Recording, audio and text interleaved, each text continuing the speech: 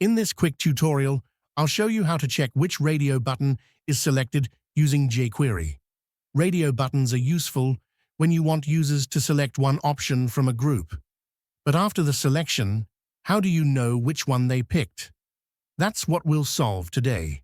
Here we have 3 radio buttons: red, green, and blue.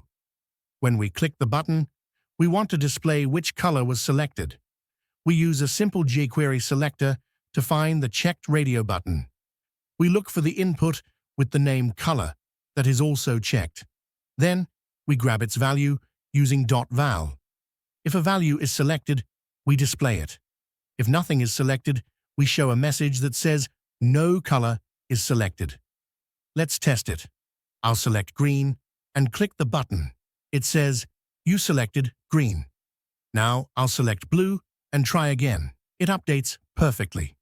If I reload the page and click the button without choosing anything, we get a helpful message letting us know nothing was selected. This simple technique works in any form with radio buttons. Just make sure you use the correct name attribute and the colon-checked selector. Thanks for watching.